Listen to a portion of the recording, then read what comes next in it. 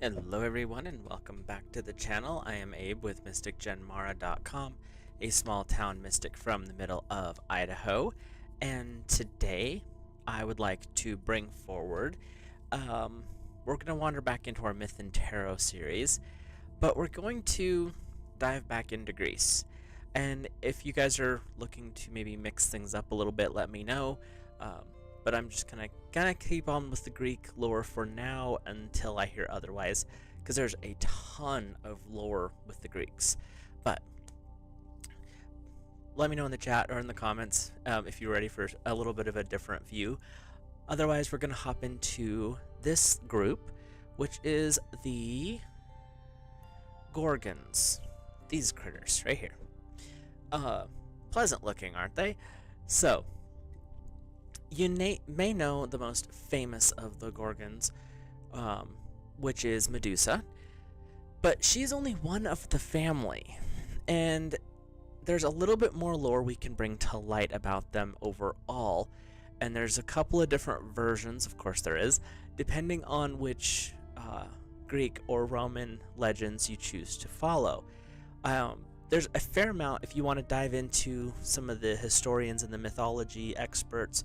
There's a lot of depth you can go into. I'm trying to keep these things within around an hour, so we're not going to dive into all of that, but here we go. So,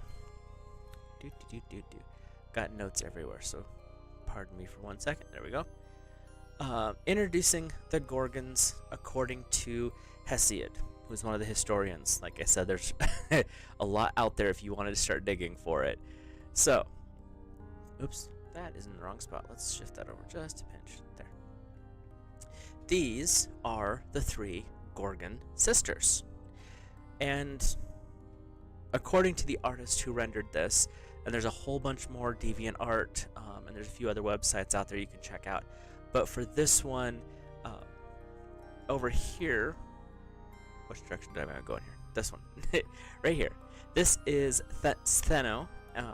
Her name is Stheno, so I'm going Stheno. And she was known as the Mighty or the Strong. This one over here is Uriel, Euryal. She was known as the Far Springer, the Broad One, which I thought was rude, or the Wide One, again, rude. And then here in the middle, we have the one that everyone knows.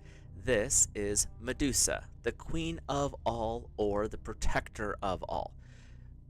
Sounds like a nice name if you didn't know some of the other lore about her. And since we're using Hesiod, we also want to bring in the fact that Hesiod believes that these three sisters were the children of the sea god Phorcys and Ceto. Some say the name is Keto, but it's, I believe, Ceto. Which, Ceto is also... These two, again, Greek myths are great. The Greek sea god Phorcys and the sea goddess Ceto were actually half-siblings. You know, the Greeks and their Greek gods and their amazingly twisted relationships. Anyway, another possible source for the Gorgons by another historian, I don't remember, I didn't put the name down here. Could be a Polyon, or it could be one of the other.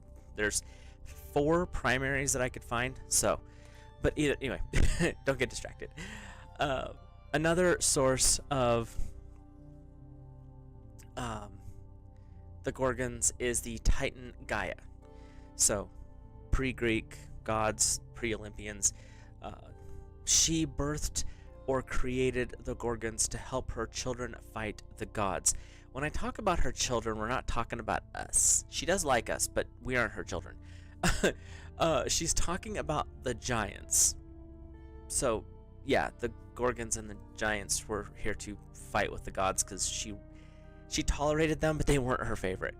Yeah, Ceto. Which, actually, when you spell it like that, it makes more sense because she was part of the sea. So,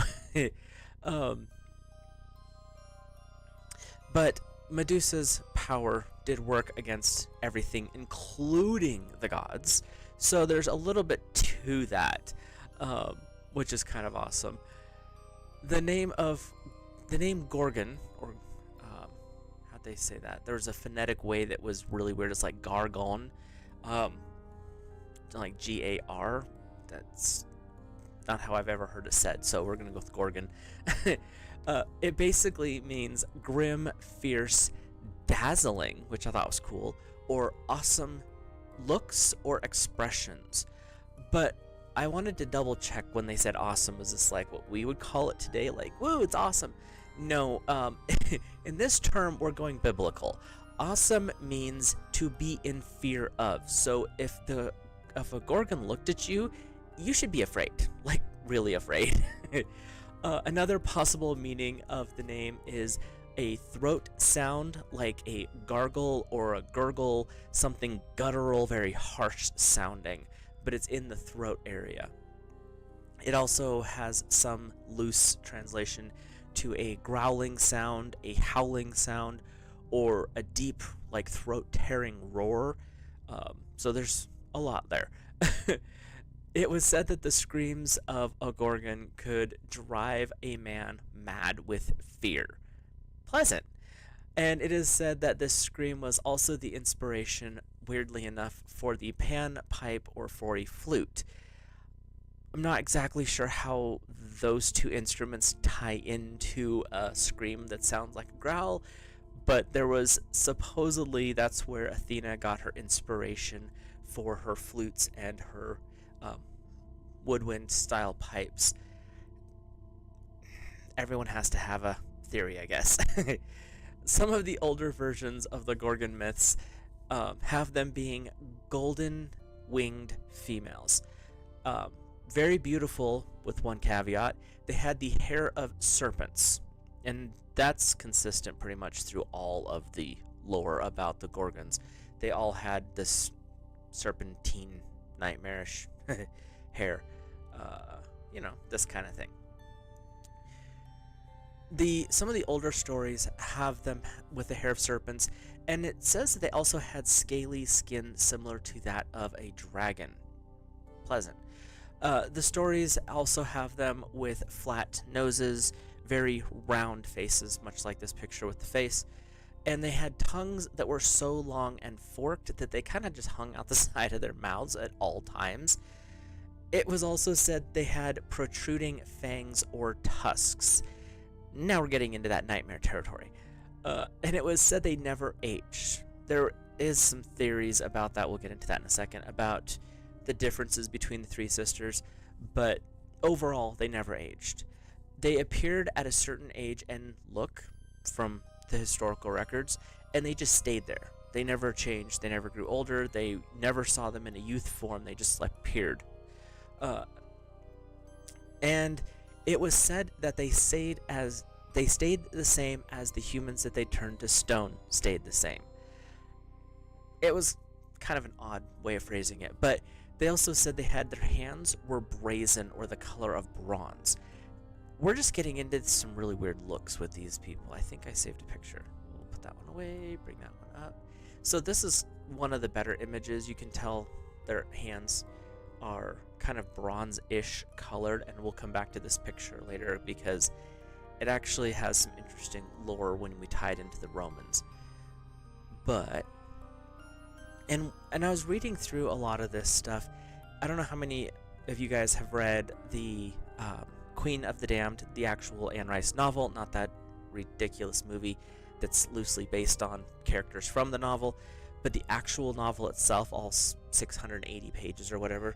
They talk about Akasha and Maharet and Makir having skin as stone that never changed. And as I was reading through the description of the Gorgons, it almost made me think that's where Anne Rice got her inspiration for them, because the description is eerily similar. But back to the story. Some of the Roman story was the Gorgons, especially Medusa, were actually very beautiful sisters, the three of them. They could charm any man. Their hair was actually flowing waves of colors, either dark brown, amber, or blonde, so they all had their beauty. But when Medusa in particular, little brat she was, decided to have some, we'll call it adult time, with the sea god Neptune. In Greek myths, that would be Poseidon. She got in a little trouble with another goddess. Maybe Medusa and Neptune should not have been dilly-dallying in a temple of Minerva. Minerva would be the Greek version of Athena, or the Roman version of Athena. Minerva was like super pleased about having such things being done in her temple, so she pleasantly cursed Medusa. But, you know, to make things equal, Medusa got cursed and her two sisters got nailed as well. They became the monsters that we humans would start to fear later. Not an overreaction at all on Minerva's part. Like, no, there's people doing their thing and I'm just going to curse the whole family. So, the Romans had some fun versions of how they interpreted things. But most of the lore, going back to the Greeks here, had Medusa being the only mortal sister, and I cannot figure this out because it makes no sense. All of the lore says this. Well, why do you have two immortals but one mortal, but they were all birthed from the same parents who were gods? I personally believe that they all were, in a sense, immortal, unless, we'll just say, their heads removed. Because, much like the Hydra wasn't immortal until its one head in particular was removed, I am going to go with the theory that the other two sisters would die just as easily if you could take their heads off. Medusa is the one, though, that we all know about because of this little pest called Perseus.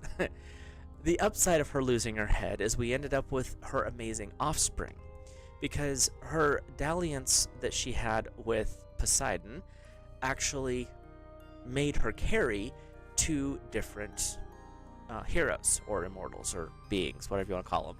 One we've already talked about, who is the Pegasus. And the other one is one we'll go over later, who is Chrysaor, or Chris... how do they say that? Chrysaor is kind of how I say it. Chryssaor spellings.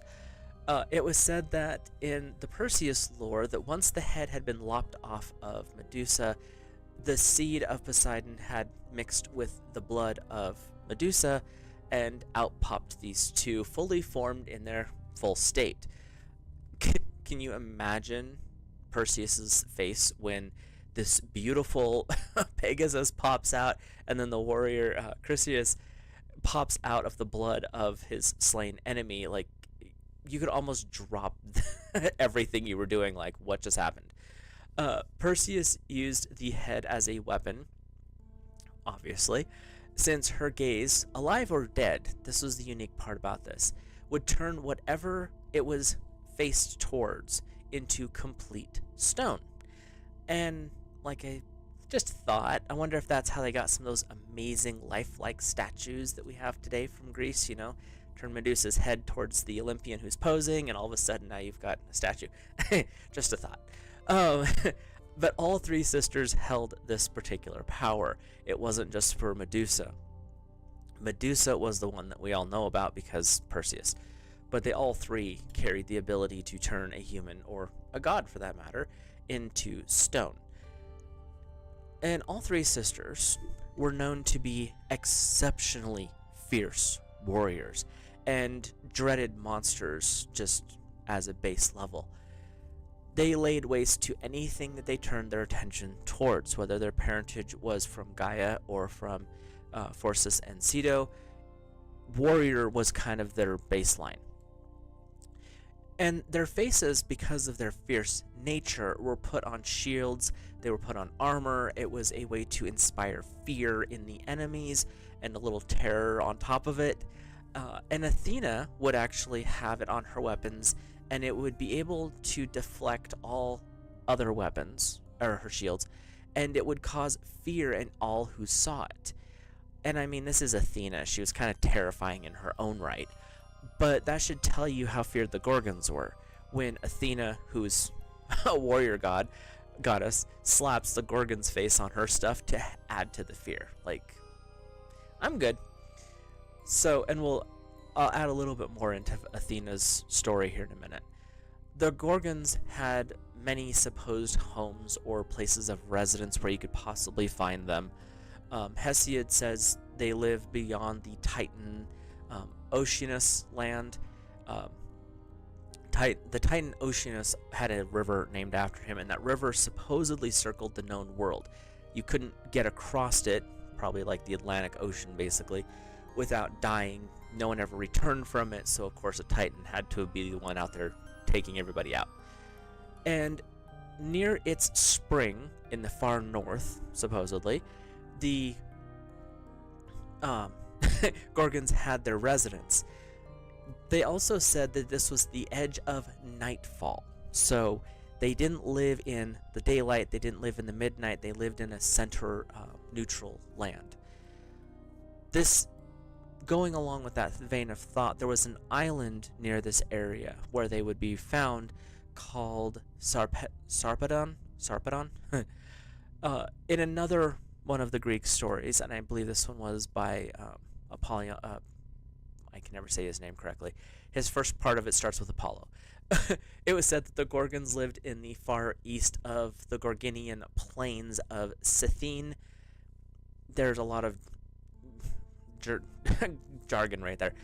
But that particular one, I have a theory on. I'll get to it in a minute. But taking where Greece was, you're shipping them to the east, so you're talking the Middle East area, Mesopotamia type stuff.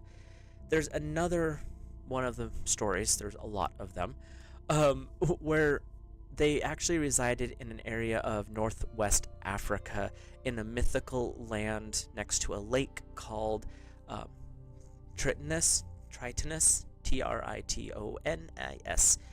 That one actually has some ties to mortal queens who ruled a tribe there, and there was always 3 queens, and so there could be some connection in that aspect to what the Gorgons really were.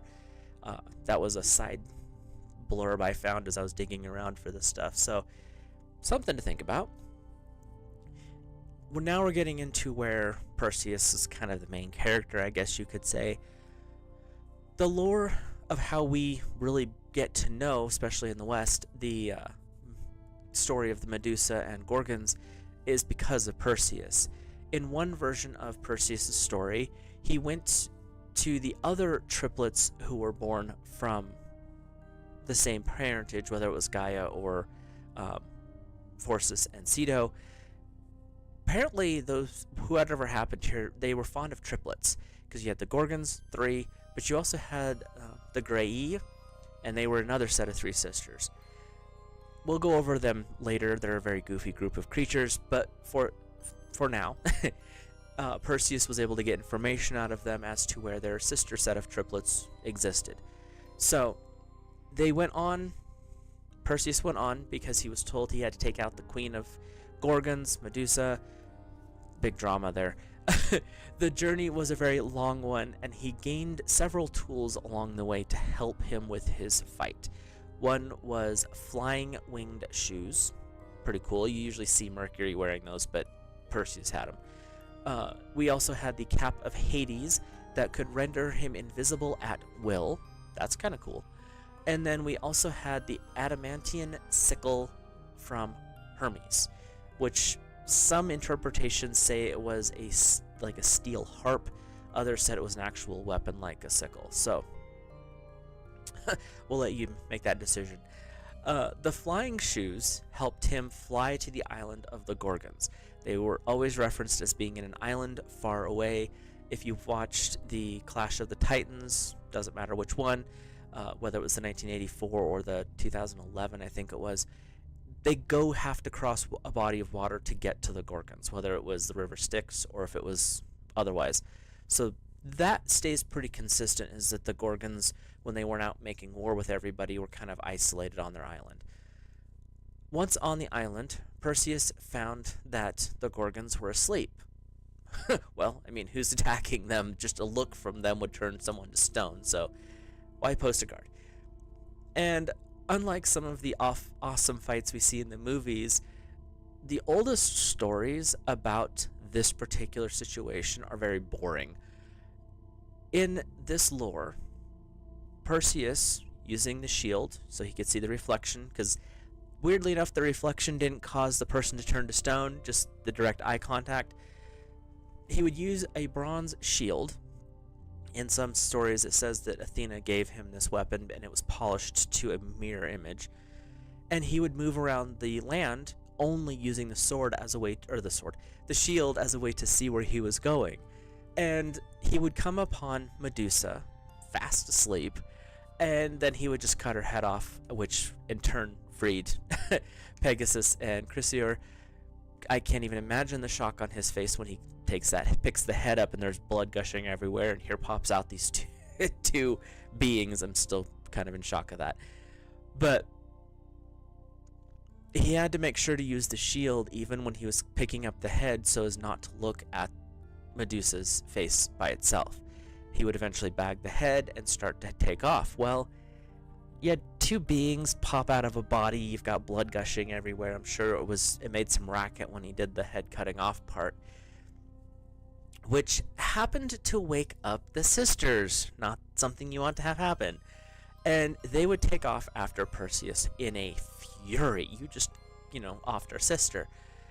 But thanks to the tools that Perseus had acquired, it allowed him to escape the sisters' fury. That little cap that he got from Hades to make him invisible came in real handy here. And eventually Perseus, after many hiccups along the way, we'll get into Perseus' story later. It's almost as wild as Hercules. He would give the head to Athena. So, it's not, we go over myth and tarot for this. We go over a creature from myth, and then we do a little bit of a tarot reading at the end for that creature from mythology. I do plan on doing one that's more specific, doing some videos specifically on the tarot cards. So we'll get into that. But this one is we're mixing the mythologies with the tarot. So I hope that's not too far out of the lore. But we just use the tarot to read for them as if they're still existing today. But where are we at here? It's a way to get some education and some entertainment. So lost my track. So there is one or two side stories with Medusa that is weird. They talk about Medusa being a female centaur instead of other entities. Didn't have wings. She didn't have snake hair. Goes against everything that they talk about from the oldest of myths to even to the more modern ones of Medusa.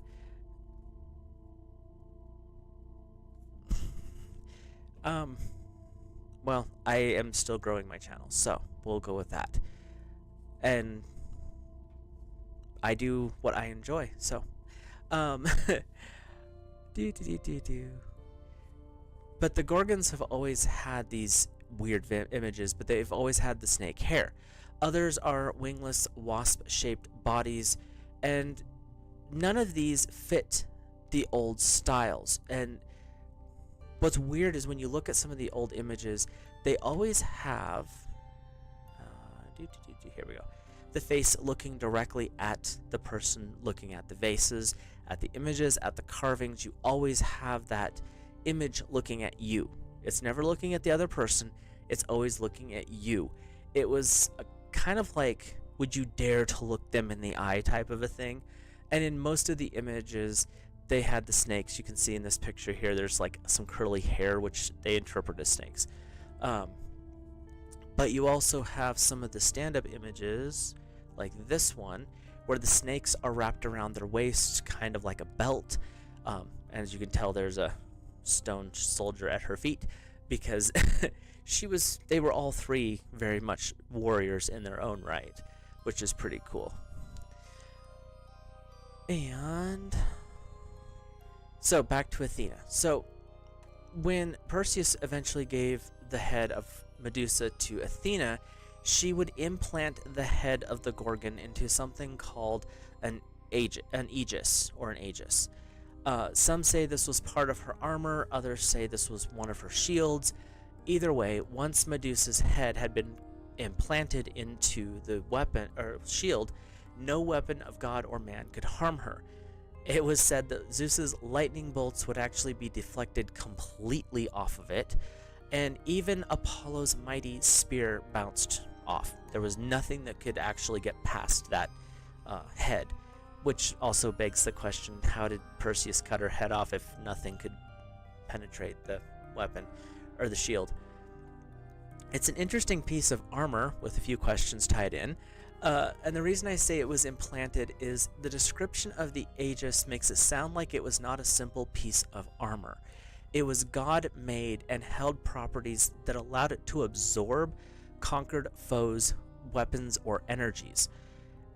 And it's kind of an odd-sounding thing. I want to dig into that one a little bit more just because it does sound kind of cool.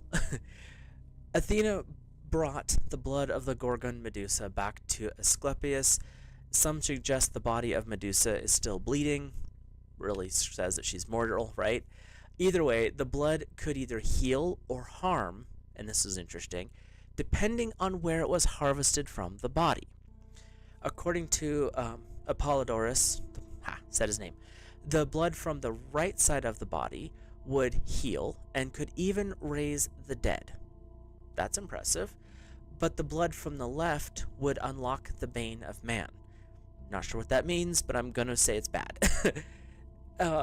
They had some odd beliefs about blood back in the day, especially from god blood.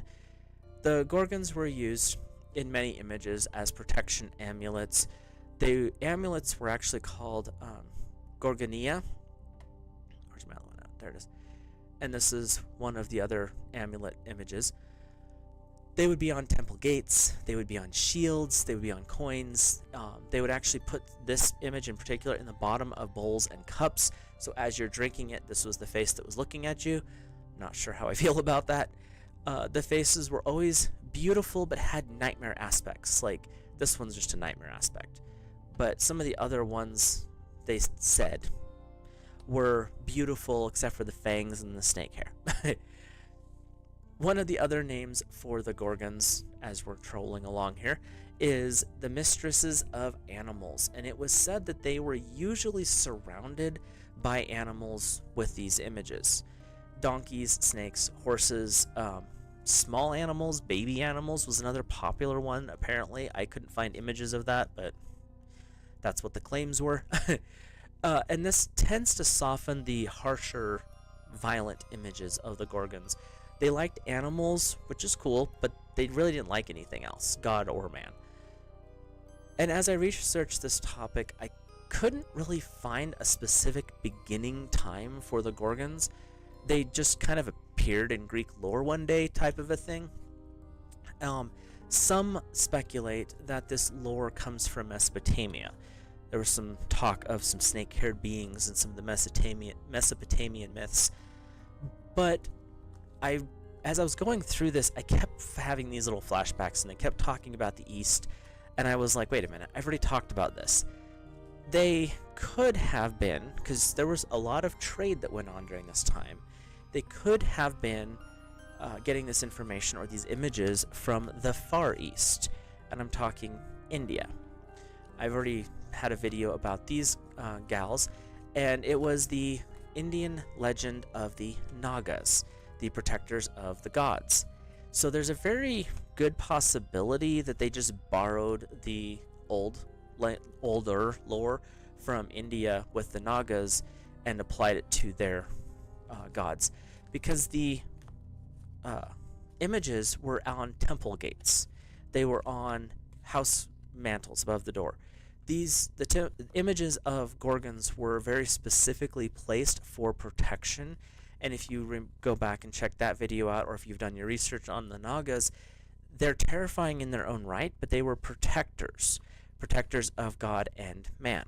So that does give you a little bit different view of the Gorgons if you apply it with the myth of the Indian concept of the Nagas. So,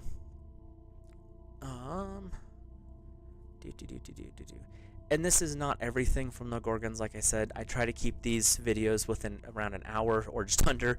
There's a lot of other stuff about them. There were talks of ritual masks that this is where the concept came from, where someone carved this mask. It had snakes for hair and fangs for teeth, and they basically made a lore around the mask. Doesn't quite fit how most mask rituals show up. It's usually something else happens. They make the mask to resemble it, but that's one of the theories. There are various painters and sculptors over the years, from ancient Greece all the way up to Da Vinci. There are modern day people, and like I said, you want to check out some awesome artwork, check out DeviantArt. There's so many cool images there. And most of them have the snake hair and the more reptilian skin, so it sticks to the lore. They also show up, as I said before, with the Clash of Titans movies. They've showed up in one or two of the God of War video games. I cannot remember off the top of my head. And their imagery actually shows up in some card games like Magic the Gathering and that kind of thing. And if you're an avid reader, they've appeared in various books across the genres. I've read books where there's a little romance novel type stuff where the Gorgons show up.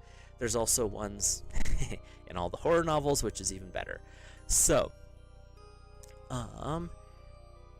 but yeah, that's kind of just a general overview. There was more than just the one. It wasn't just Medusa. There was a set of 3 sisters, and they all had their interesting little quirks, but the majority of it was they all had warrior blood. They were fierce warriors, and their imagery, if you look at a lot of the old statues of shields, and even going up through time, you see these shields everywhere. And one image, and I didn't think to save it, I do apologize for that, was if you look at Rosalind Chapel, you know, big Holy Grail, Templar Knight lore, there are several images of this one particular very cherubic face. It's got very long demon-like fangs and hair that is mysteriously curly. Could that have been their version of a Gorgon face to protect their temple? Possibly. Not saying it is, but the imagery is way too similar to some of the Greeks' stuff that they had on their temples. So, with that, we'll hop into our tarot reading. So when I do these, it's for fun.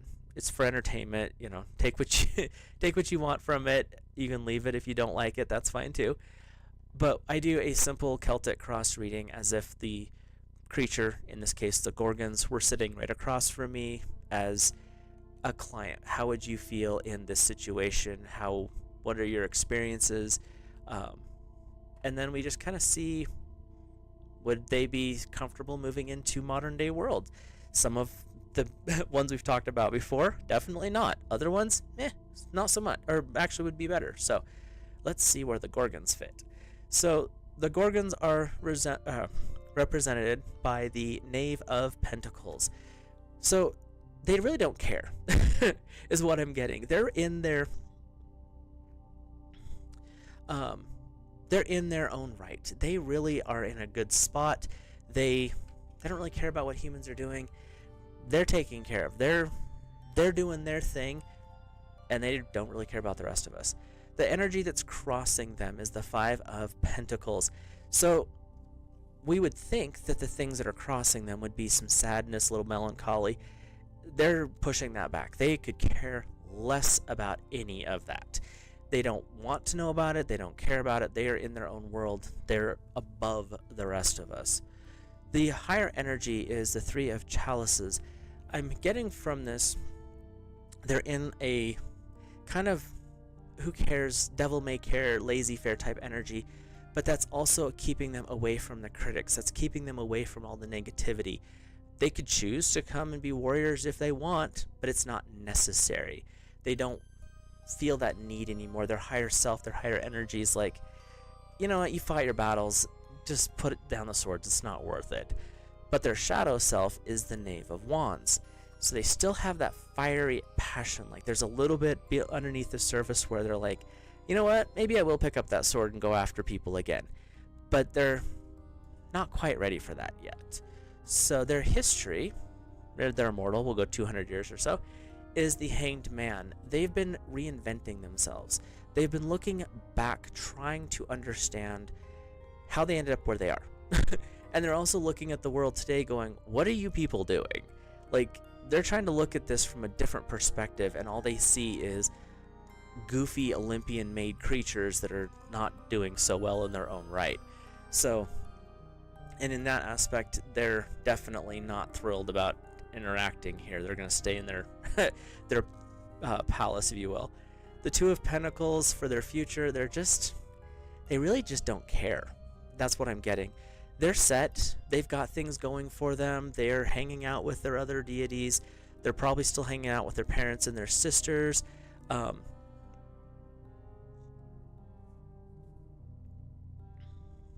And that's just kind of how they are. So the one thing that I do request from people who show up or comment on the videos is basic respect. And I'm just doing this for fun. If it's not your type of thing, you can always check, go to another channel, that's fine. So, their attitude, how they feel about things, they're feeling judgy. They're really not liking how people are viewing them. They're really not liking how things are going. They sit in judgment upon others, and it's really not looking good for how their outcome is. They're warriors. If there's a problem, they just attack it, and that's kind of where they're at right now. Their current environment is the King of Chalices. They're in a really peaceful place. That's the one part that comes up. Like, for warriors, peaceful would be like Valhalla, you would think. But what I'm getting from these guys, or for these gals, is that's not how that works. They're just content to be on their island. Leave them alone. They're not going to bother you. Don't try to cut off their heads. So that's where they're at. Hopes and fears, really, there's nothing that they're scared of. Even the gods are scared of them. Their hope is just to be left in peace, being able to enjoy their own interests and journeys, enjoying their own lives and expressions. That's just where they're at. And then we have the Ten of Pentacles as their outcome. So overall, they're doing really well. They have no interest whatsoever with re-entering the world. They prefer to stay in their islands. They don't want to have anything to do with humanity or the gods, for that matter. So they're where they want to be. And the Ten of Pentacles is just saying, you know what? We're good. We have achieved what we want to achieve. We don't have to worry about what other people think, like, or say, so it doesn't really matter to them. But with that, I will let you guys go. If you're interested in any of the cards I use, you can check those out in the description. I also linked some of the movies if you're interested in some of that stuff, because it is kind of fun to check them out. Otherwise, I will let you guys go. If you have any ideas for other people, characters, or philosophies to talk about, let me know. Next week we'll be doing another historical person, going over who they were, what their contribution to spirit was. Depending on how this week goes, retail is fun to do as your day job. But other than that, I will see you guys later. Have a great rest of your evening and stay safe. This is, especially in the United States, we're going into Thanksgiving, so stay safe out there. And if you're traveling, definitely pay attention, because it's not you that's the problem, it's the other drivers. So, but stay safe, enjoy your loved ones, and I will talk to you guys in the future video.